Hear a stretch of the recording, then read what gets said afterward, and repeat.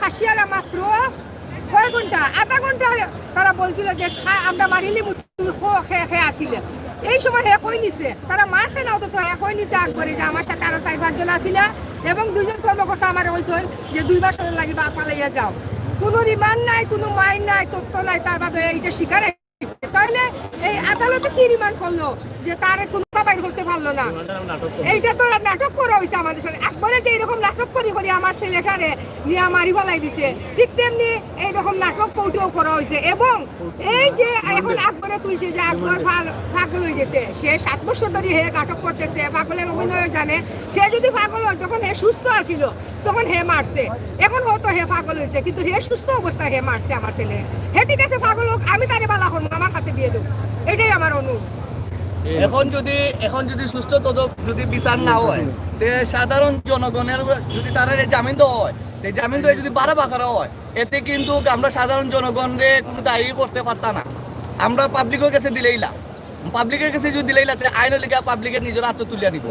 তখন কই লেগে আপনারা আইনে বুঝোকা, সরকারে বুঝোকা যে আমরা চাক্ষুষ যে প্রমাণ পাওয়া পরেও যদি ধরা হয়েছে, এখন কই যদি তারে জামিন দেওয়া হয়, যে এখন কইলে বিচার করা আপনারা সমস্ত যা প্রমাণ আছে প্রমাণের ভিত্তিতে বোঝা যায় যে কোনো লাগে না হালাল।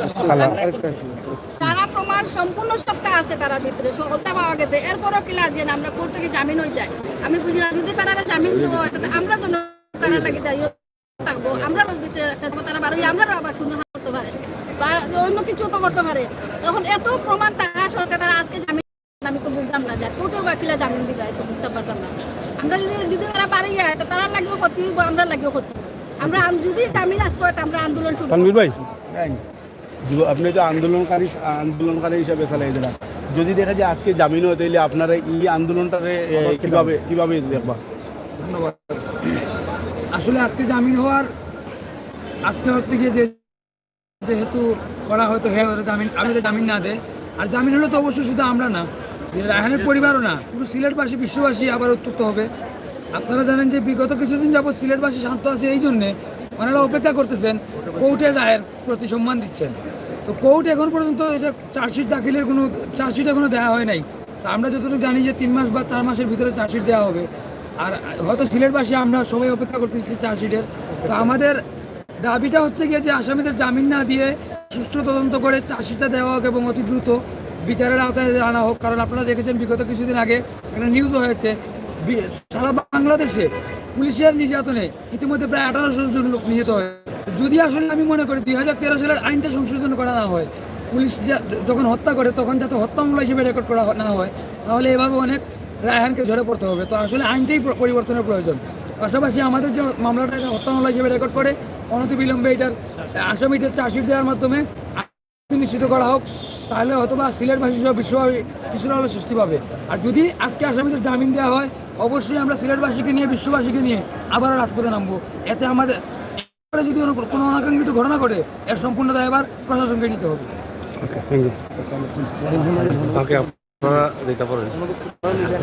আমরা আপনাদের কাছে জানতে চাই যে আজকে যাদেরকে আনা হয়েছে তাদের মধ্যে কারা কারা রয়েছেন? সজীব, হারুন আমরা জানছি, এর বাদে তা জানছি না, শিওর ক্লিয়ার না। আমরা জানতেছি যে সজীব এবং হারুন এখানে। সজীব এবং হারুন, আপনারা আজকে কিভাবে জানলেন যে তাদের জামিন হয়ে যাবে বা কিভাবে এটা বলছেন? আমরা উকিল মারফত জানছি যে সে গত সপ্তাহে জামিনের জন্য হিয়ারিং করছিল, জামিন দেয় নাই, আজকে আবার হিয়ারিং করছে, আজকে আবার ওই জামিন নেওয়ার জন্য প্রস্তুতি নিতেছে। তা আমরা চাই না তার জামিন হোক, কারণ সে যদি জামিন হয়ে যায়, পার হয়ে যায়, তাহলে এইরকম করে তারা সব বাইরে যাব, কিন্তু আমার ছেলের খুনিরা কোনো বিচার হবে না। তা আমি চাই আমার ছেলের খুনিরা সবাই ফাঁসি হোক, কারণ তারা একজনে মারে নাই, তারা 8 জনে মিলিয়ে আমার ছেলেকে মারছে যেমন পশু। এই পুলিশ ওইগুলা কিন্তু পশু, জানোয়ার চেয়ে ওদম।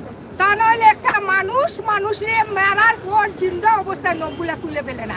এরা পুলিশরা চিন্তা করে নাই যে আমরাও আরেকটা মায়ের সন্তান, এটা চিন্তা করে নাই। এবং তখন আমার ছেলে আমার রাত গোড়া কাঁদছিল যে আমি একটা বিডিআরের ছেলে এবং একটা পুলিশের নাতি, আমরা তোমরা আমাকে বেরো না, আমি সুরো না, আমি দেখাতে পারতাম যে রায়হানের মা কত ভয়ঙ্কর, আমি দেখাতে পারতাম, কিন্তু এই জানোয়ারদের আমি পাই নাই।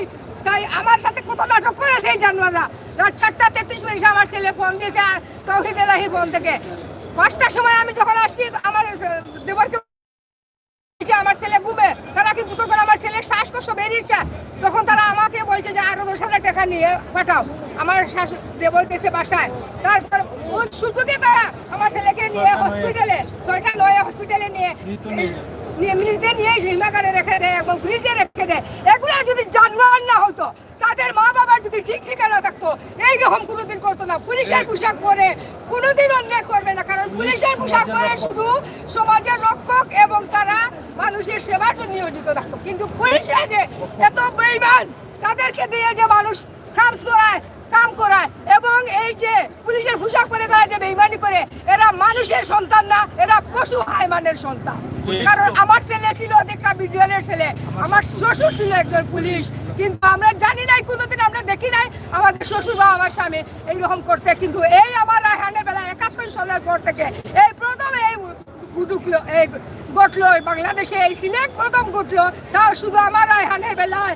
আমার রায়হান 3জন 4জন ছাড়া আমার ছেলেকে ধরতে পারবে না কেউ, কিন্তু এই আমার রায়হানকে পুলিশ নির্মম নির্যাতন করে মারলো। এদের জন্য চিন্তা আসলো না একবার যে আমারও ছেলে এরকম কোনোদিন হতে পারে, আমি মারা গেলে আমার ছেলে এরকম বড় হতে পারে, আমার বাগনা এরকম হতে পারে। কিন্তু এটা চিন্তা করে নাই, তারা মনে করছে আমরা তো রায়হানকে মেরতেছি।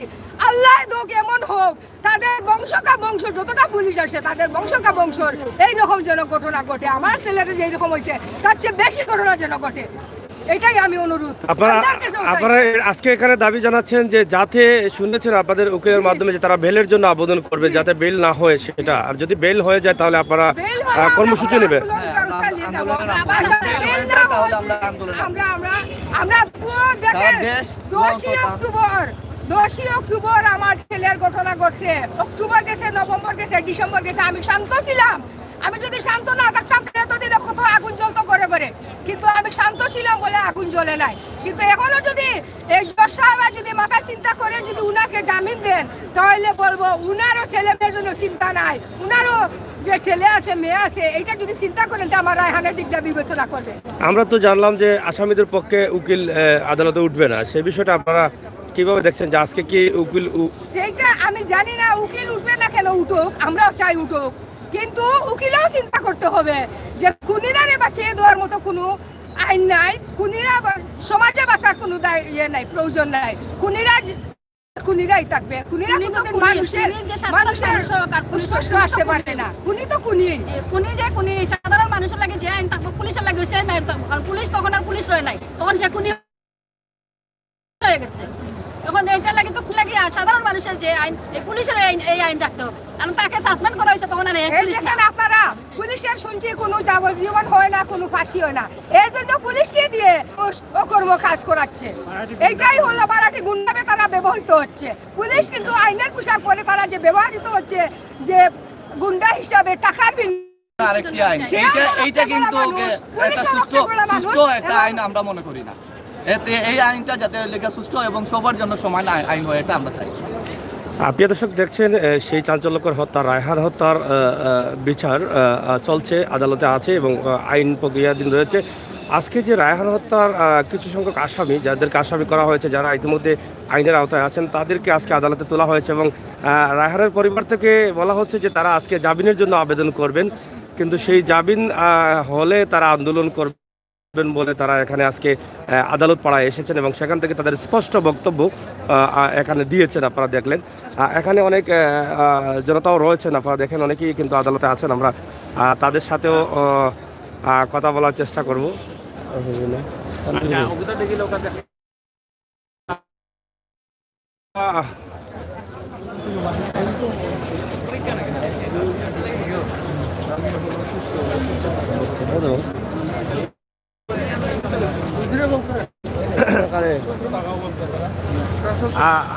যাই হোক, আমরা আপনাদেরকে দেখাচ্ছি যে রায়হানের পরিবারের আত্মীয় স্বজনরা কিন্তু এখানে আছেন। আমরা তাদের সাথে কথা বলছি এবং অনেকেই কিন্তু আজকের এই রায়কে নিয়ে অপেক্ষায় আছেন। আমরা একদম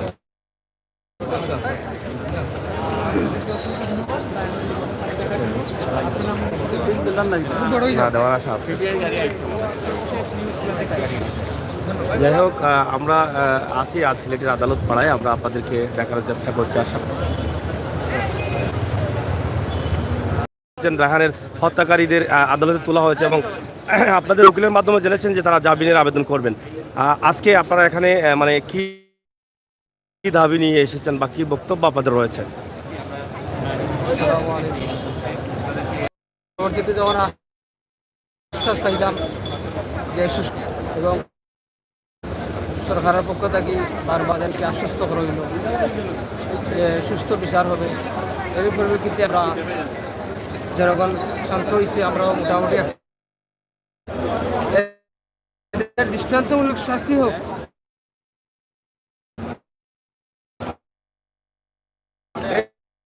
এটাই আমরা চাই, যাতে আর কোনো মার কোলে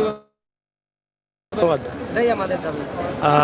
আপনারা দেখছেন যে সিলেট আদালত পাড়া থেকে আমরা আজকে এই ভিডিওটি করছি, কারণ আপনারা জানেন যে সিলেটের চাঞ্চল্যকর তার রায়হান হত্যা, রায়হানের সেই আসামিদের আজকে আদালতে নিয়ে আসা হয়েছে। কয়েকজন আসামি তাদের যে বক্তব্য ভাষ্য অনুযায়ী তারা শুনেছেন যে তারা আজকে আদালতে জামিনের আবেদন করবেন এবং রায়হানের পরিবার থেকে জানানো হচ্ছে যদি কোনোভাবে তাদেরকে জামিন দেওয়া হয় তাহলে তারা এটা মেনে নিতে পারবেন না এবং আবারও তারা আন্দোলন শুরু করবেন, এটাই তারা বিশ্বাস করছেন।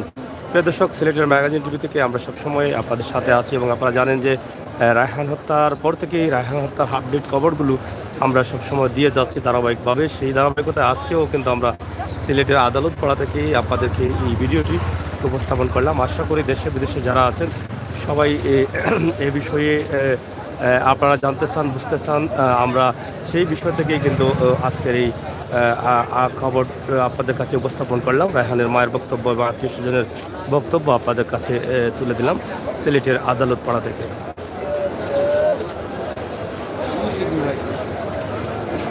সিলেটের ম্যাগাজিন।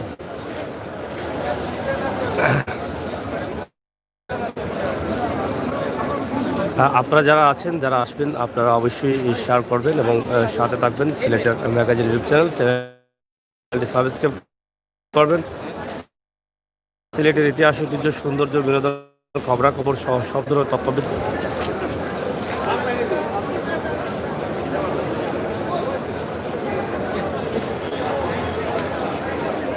প্রিয় দর্শক, এই ছিল আমাদের কাছে এই আদালত পাড়ার খবর। পরবর্তীতে আমরা আবারও লাইভে আসবো, আপনারা অপেক্ষায় থাকুন সেই পর্যন্ত। হ্যালো।